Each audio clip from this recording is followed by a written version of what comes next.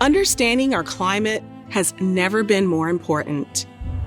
The key to understanding what's going on is to model the complex reactions taking place between the gases in our atmosphere. Bringing together stoichiometry and gas laws is step number 1. This is Real Chem.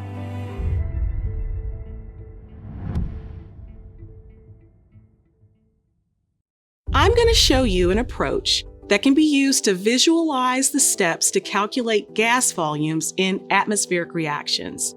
Now, this is just a way that works for me, but you can find an approach that feels right for you. Let's explore.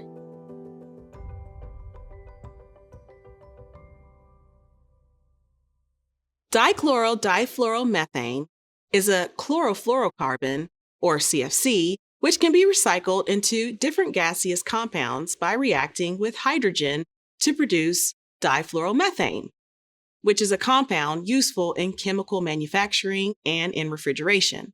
Our challenge is to find what volume of hydrogen at 225 atmosphere and 35.5 degrees Celsius will be required to react with 1 ton of dichloro-difluoromethane. Let's take a look at a roadmap for our calculation and then pick a route to get our answer. So notice there is a side for compound A and a side for compound B. A is the chemical that we have information about. In this case, the dichloro-difluoromethane. Compound B is the chemical that we are trying to work something out for, and in this case, the hydrogen gas. See how the two sides are linked in the middle between the two mole boxes? This is because the amounts of dichloro-difluoromethane and hydrogen gas are related to each other through the chemical reaction which occurs between particles. From the balanced chemical reaction, we see that for every molecule of dichloro-difluoromethane that is consumed, 2 molecules of hydrogen gas are consumed. Or equivalently, for every mole of dichloro-difluoromethane that is consumed, 2 moles of hydrogen gas is consumed. This ratio of 1 mole of dichloro-difluoromethane over 2 moles of hydrogen gas is called a stoichiometric factor, and it comes from the coefficients in the balanced chemical reaction equation. The stoichiometric factor lies in the middle because it connects the amount of one compound, the dichloro-difluoromethane, to the amount of hydrogen gas. The remaining connections stay within a certain compound and convert between different ways to express the amount of that compound.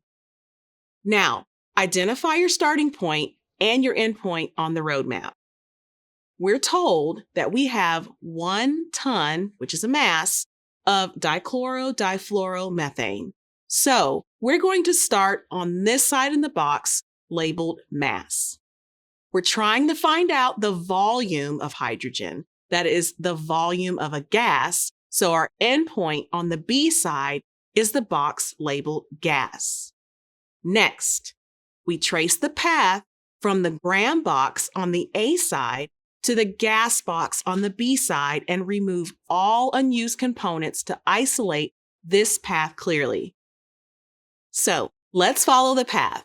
We start with 1 metric ton of dichloro-difluoromethane, which we need to convert to grams. Now that we have this mass in grams, we can begin the calculation.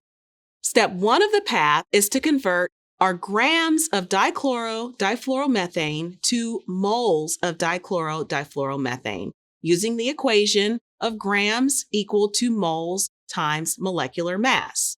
Remember to calculate the molecular mass by adding up all of the atomic masses in the formula of dichloro-difluoromethane. We find that we have 8,264.5 moles of dichloro-difluoromethane. Now, step 2 of the path converts the moles of dichloro-difluoromethane to moles of hydrogen. Using the balanced equation of the reaction, we can see there needs to be 2 moles of hydrogen to every 1 mole of dichloro-difluoromethane. So however many moles of dichloro-difluoromethane you have, you need to double it to work out your moles of hydrogen. This gives us 16,529 moles of hydrogen. Now, step 3 of the path converts your newly calculated moles of hydrogen to a volume of hydrogen gas. And to do this, we use the ideal gas law, which is PV equals nRT. We were told the pressure is 225 atmosphere. As this pressure is in atmosphere, remember to use the correct value of R in the equation. The temperature was given as 35.5 degrees Celsius. In chemistry, we always convert temperature to Kelvin by adding 273. So the temperature becomes 308.5 Kelvin. N is the number of moles of hydrogen that you have just worked out. So plug all the numbers in, rearrange the equation, and you have just worked out the volume of hydrogen gas required, which is 1,861 liters. This seems complex. It is complex at first, but taking it step by step helps. Practice it, and it will become increasingly straightforward. One day, you might be using this approach to help fix our atmosphere, so it will be worth your efforts. So explore and remember to have fun.